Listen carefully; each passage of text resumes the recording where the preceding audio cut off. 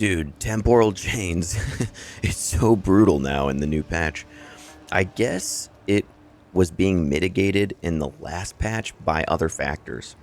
I recall reading something in the patch notes that said something like cast speed or attack speed or something was inadvertently mitigating Temporal Chains.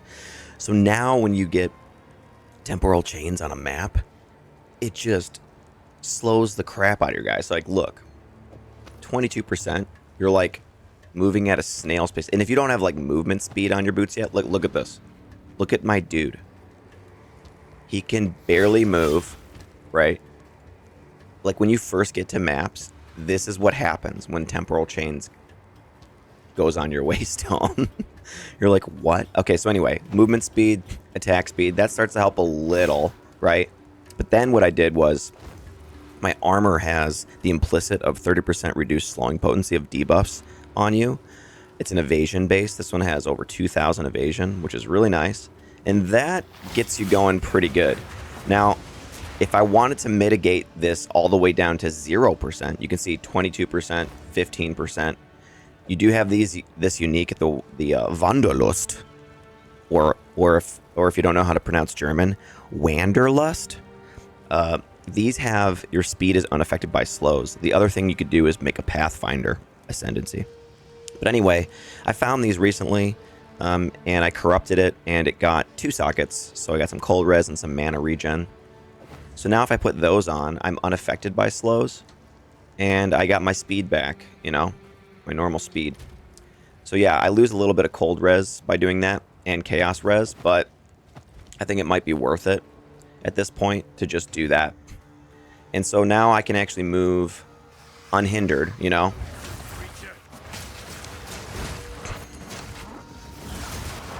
And I can play my build and not have to worry so much about the slows destroying my play experience, you know. So I'm a little like, so at first I was kind of like, dude, what are they doing? Why is this so bad, you know? But now I'm kind of seeing like a little bit of the value in those slowing potency things, so that like if you invest into that or gain that somehow, you're actually getting a nice benefit from it. It's, I don't know. I get it. I understand it's a problem to solve. That's part of the game, you know. It might make you want to roll another character that specializes in this so that you can run all those maps, you know. But I think what a lot of people are doing is they're just not running the map. Like if it rolls temp chains, they basically just freaking vendor that map or something, or maybe they'll try to sell it on trade if it has some other good mods. But anyway, I didn't like that response for myself. I just wanted to figure out how I could actually still engage with these maps, you know. And as you can see, my attack speed, I think, is still affected a little bit by it, but it's not that noticeable right now.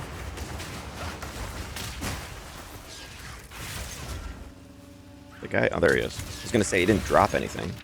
That's happened to me a lot. There's been bosses I've killed and rares I've killed, and they've dropped nothing. And I've even checked to see if I like filtered it out something that they dropped, and there's been times where there's just nothing on the ground. So I don't know what's going on with that.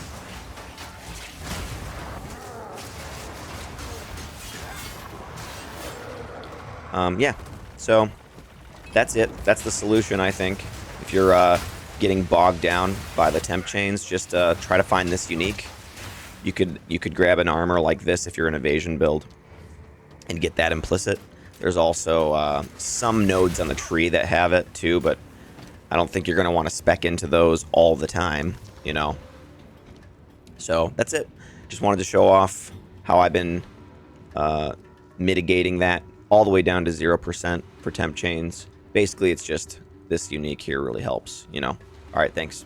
Talk to you later.